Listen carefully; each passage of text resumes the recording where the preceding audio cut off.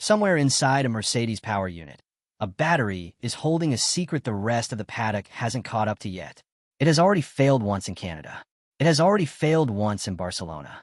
And it is now sitting inside two championship-leading cars, counting down toward a limit that the rules will not forgive. Lewis Hamilton has seen this pattern before, because he lived inside that same garage for 12 seasons before it became his rival. He isn't shouting about it. He isn't celebrating it. He's simply saying out loud on the record that a penalty is coming. If you want to be early to a story before it becomes obvious to everyone else, the way Hamilton spotted this crack before anyone else was willing to call it. This is a good moment to subscribe to Racing Perspectives and get in before the channel hits its next 500 subscribers. Because right now, on paper, Mercedes looks untouchable. 333 points. Both drivers, first and second in the championship. A 78-point cushion over Ferrari. Every number says the title is already decided. The numbers are wrong. Let's go back to Canada. The scale of the damage went well beyond that single Sunday. According to Racing News 365, Russell suffered a catastrophic loss of one of his allocated batteries with his Montreal DNF, and the part had to be sea-freighted back to Europe because it could not be flown due to safety concerns. That detail alone tells you how serious the internal damage was. Battery components in modern power units are not simply swapped or patched trackside. A failure of that severity means a full teardown back at the factory, a process measured in months rather than days, and in this case, a logistics problem serious enough to rule out air freight entirely. That single failure is still shaping the championship table today. Russell's position in the standings does not reflect where his season's underlying pace has actually placed him. He sits behind ground that a driver of his caliber would ordinarily hold. He didn't lose those points on merit. He lost them to a part that failed. Then it happened again, this time in Barcelona. Kimi Antonelli was running second with 4 laps left on the board. A strong result all but banked, the kind of finish that quietly builds a championship lead race by race rather than through headline wins. And then, in almost identical fashion to what happened to his teammate in Canada, his battery shut down. The finish line was in sight. The car simply stopped delivering power, and there was nothing the team could do from the pit wall to save the result. The race when that fell out of Antonelli's hands landed directly in the lap of Lewis Hamilton, marking his first victory in a Ferrari. The symbolism of that moment is difficult to overstate.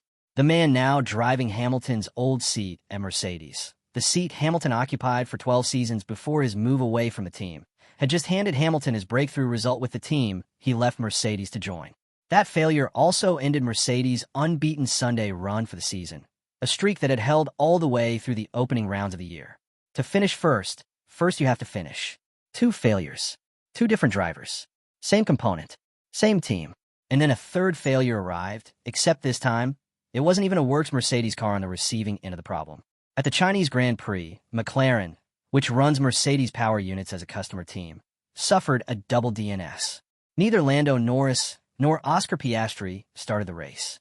Piastri had qualified 5th and Norris 6th, both set to line up on the 3rd row of the grid, behind Mercedes and Ferrari. Norris never made it out of the garage before the pit lane exit closed, his crew working against the clock to solve an electrical issue that ultimately could not be fixed in time. Piastri made it further. His car reached the grid, only to be wheeled back to the pits minutes before the formation lap, pulled from what should have been his 2nd Grand Prix start of the season, having already crashed out at his home race in Australia the round before. McLaren team principal Andrea Stella described what happened on Norris's car directly. What happened today is that on Lando's car, in preparation for the laps to the grid, we saw that there were problems with the electrical side of the power unit. We couldn't communicate with this component. He continued, describing the broader picture. So, it's quite exceptional and uncharacteristic that you have 2 terminal problems pretty much at the same time on the same component, which in this case is on the electrical side of the power unit. Stella also confirmed that the team would work directly with Mercedes to understand what had gone wrong. We will review together with HPP the reason for these faults, and, like I've said to everyone in the team and to HPP, we go as one team. He was also candid about the cost of the weekend beyond the missing laps. The most detrimental aspect of not being able to participate in this race is the points in the championship. It was the first time McLaren had failed to start a Grand Prix since the 2005 United States Grand Prix, when Kimi Räikkönen and Juan Pablo Montoya retired at the end of the formation lap. More than 2 decades separated those 2 moments, which underlines how rare a double non-start actually is at this level of the sport. Later investigation by Mercedes HPP found that Norris and Piastri had actually suffered two separate battery-related issues, different in specific nature, but both tracing back to the same electrical system inside the power unit. Piastri's issue was later understood to involve a hardware fault in an auxiliary component connecting to the battery itself, with some optimism inside the team that his particular energy store could still be repaired and returned to use once that individual part was replaced. Norris's battery failure carried heavier consequences, since it meant he had already lost one of his 3 allocated energy stores for the year before the season had even reached its midpoint. Norris confirmed the toll it took on the team. "Of course, it hurt us as a team," he said, speaking in Suzuka ahead of the following round.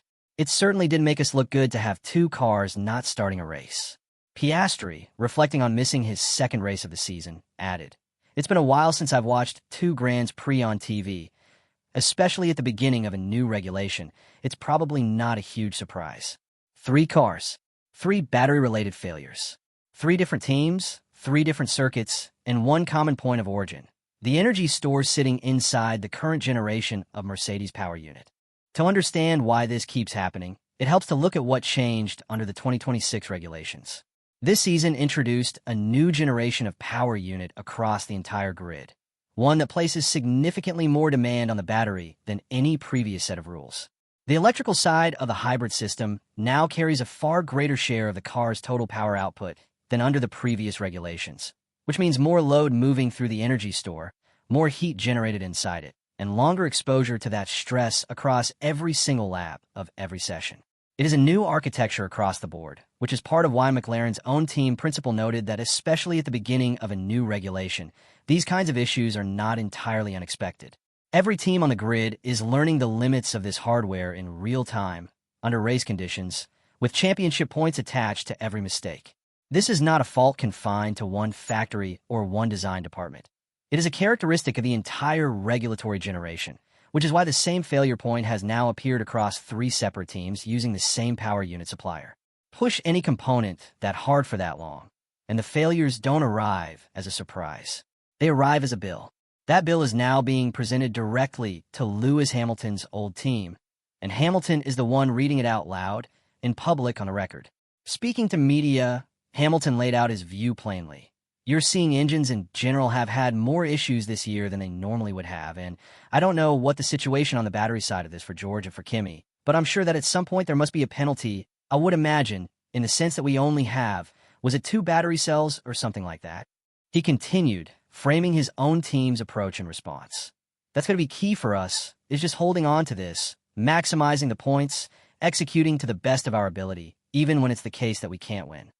His words carry weight for a specific reason. Hamilton spent 12 seasons at Mercedes before his move to Ferrari for the 2026 campaign.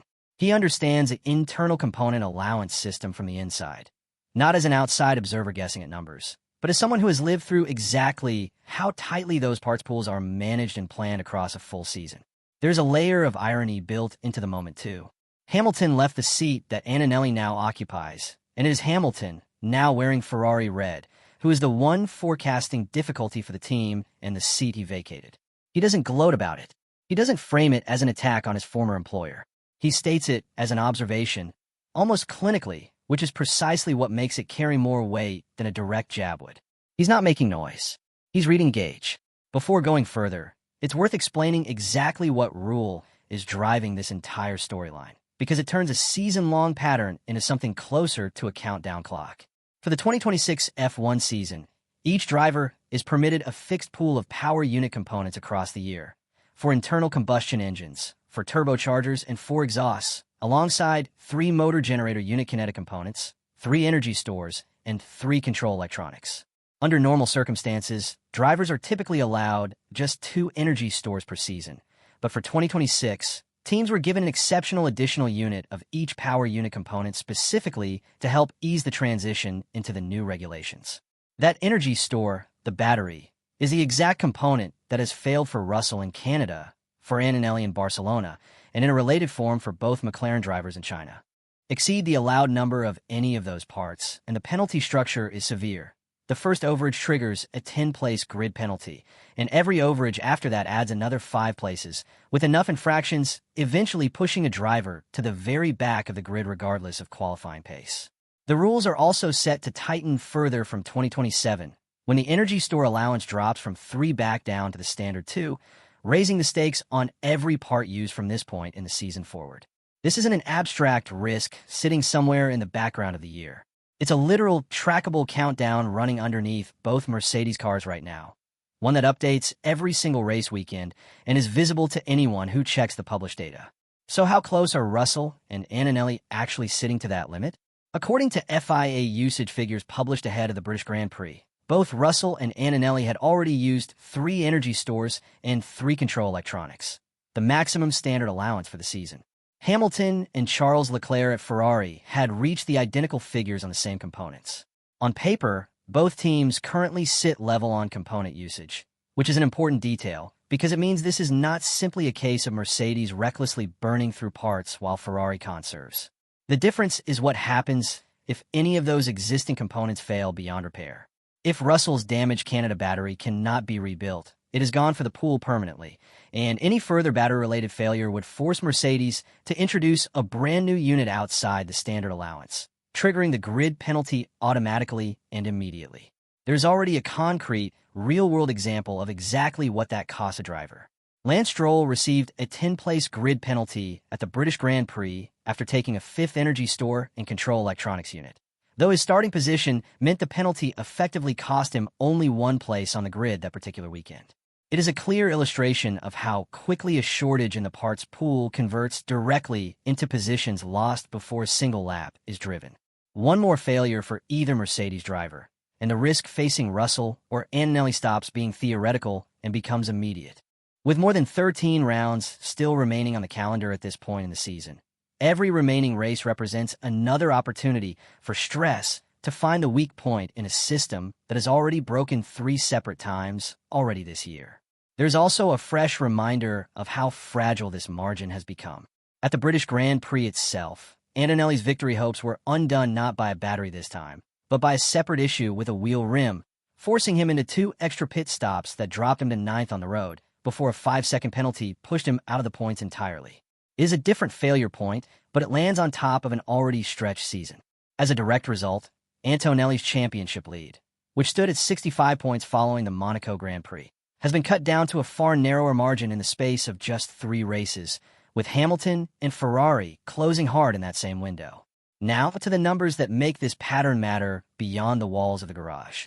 Heading into the sport's second half, the constructors' standings show Mercedes on 333 points, with Ferrari sitting 78 points behind in that fight. In the Drivers' Championship, Antonelli leads on 179 points, with Russell second on 154, Hamilton third for Ferrari on 147, and Leclerc fourth on 108, ahead of the gap back to Norris, Piastri, and Max Verstappen further down the order. On the surface, that is a commanding position for Mercedes, both drivers occupying the top 2 positions in the Drivers' Championship and a substantial buffer in the constructors' fight. But the 2 drivers most exposed to a battery-related grid penalty are the exact same 2 drivers currently sitting first and second in the standings. That's what turns a reliability story into a title story. A grid penalty doesn't only cost Mercedes points on the day it happens. It hands the identical positions straight to Ferrari in the same afternoon, doubling the swing produced by a single race result. Because only the top 10 finishers score points under the current system, the mechanics of that swing are brutal in practice. A car dropping from a podium position down to 11th or 12th place loses the entirety of its points in one move, while the Ferrari that inherits the vacated position gains a result it otherwise would not have earned. That is what separates this situation from an ordinary mechanical setback. A normal reliability issue costs points on the day it happens, but a grid penalty under this allowance system costs points on a day the car might otherwise have run perfectly, simply because of parts used weeks or months earlier. 78 points stops being a wall. It becomes a lead with a slow leak in it. While Mercedes carries that exposure, Ferrari's position across the season looks very different. Hamilton was the only driver on the grid to finish every single lap across the opening 9 rounds of the 2026 season, a reliability record without a comparable equivalent among the front-running teams. There is no equivalent pattern of battery failures on the Ferrari side of the garage, and the team has continued pushing an aggressive upgrade pace race after race throughout the year. Hamilton described his own team's operational turnaround in detail. Massively impressed, he said of Ferrari's reliability, when asked directly about it by assembled media. I think we came into the season knowing that we needed to level up in our processes and just how we executed on race weekends. That's something that we were pushing for last year. And then the teams really, every single individual brings so much to the table and is bringing the best to the table. The guys in the garage worked so hard for the pit stops. We got great pit stops. And then everyone back in the factory has worked so hard to bring this consistency. And that's really what I think ultimately is going to make the difference this year. That framing describes Hamilton's actual strategy in plain terms. He does not need to outdrive Mercedes on raw one-lap pace to close a 78-point gap. He needs to simply keep finishing races cleanly while Mercedes continues operating with a shrinking margin in its component pool. Ferrari, for its part, has been notably careful about how it talks publicly about the title fight. Team officials have avoided saying the word championship out loud in public commentary throughout the season, keeping the messaging focused strictly on race-by-race execution rather than long-term projections, a deliberate posture to adopt when a rival's hardware, rather than your own car's outright speed, represents the single biggest variable currently working in your favor. There is also an acknowledgement of uncertainty coming from inside Mercedes itself, not just from outside observers. Team principal Toto Wolff addressed the team's reliability record directly. Generally, we just had too many DNFs and lost 2 second places and now 1 victory, Wolff said. Other than the top car that we have and the great driving, that is the predominant issue. I think we are such a performance organization on the chassis and engine side. We want to squeeze everything out. According to reporting from ESPN, the 2 battery-related issues in Canada and Barcelona alone cost the team a combined 36 points earlier in the season, on top of a broader series of similar reliability problems affecting Mercedes engine customer teams, including McLaren and, to a lesser extent, Williams and Alpine. Russell has also spoken candidly about where the team currently stands relative to Ferrari's momentum, acknowledging that he is still working to fully understand the car under the new regulations and agreeing that the gap to his teammate in the standings reflects the season as a whole so far. That kind of internal honesty matters because it confirms that the concern about reliability isn't only being raised from outside the team. It's being acknowledged from within it, by the drivers directly affected by every failure. None of this means a penalty is guaranteed, and that distinction matters, worth stating clearly and without exaggeration. No grid penalty has been applied to Russell or Antonelli for exceeding their component allowance as of now. Both Mercedes and Ferrari have, at the time of the British Grand Prix, used the same number of internal combustion engines, turbochargers, energy stores, and control electronics across their respective driver lineups. Ferrari has actually used more MGUK units across the season, while Mercedes has used more exhaust components. A detail that shows the picture is not simply one team recklessly pushing every limit while the other team quietly conserves. The real uncertainty sits specifically with the damaged batteries from Canada and Barcelona.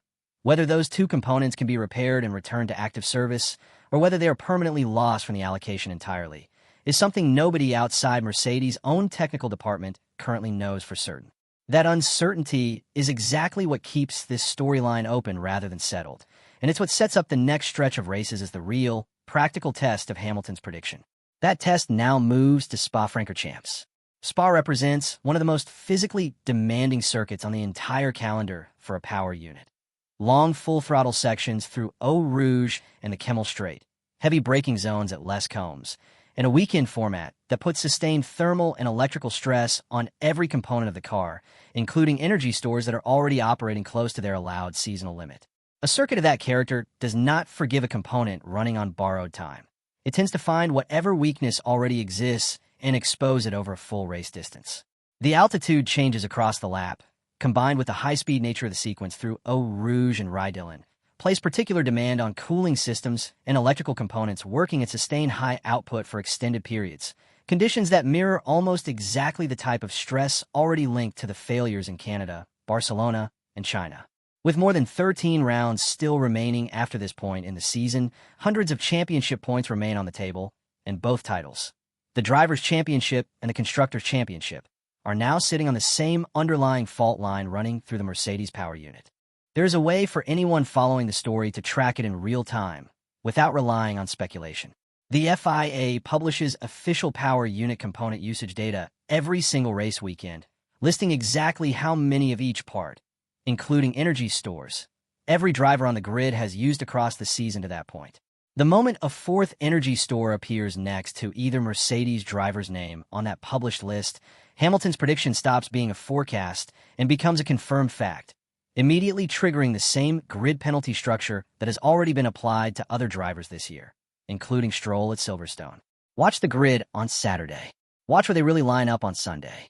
Hamilton has already made his case publicly. Based on what he has seen from inside a garage he spent 12 years working in before his move to Ferrari. Now it comes down to whether the sport's own official component usage records confirm what he expects before the 2026 season reaches its final rounds.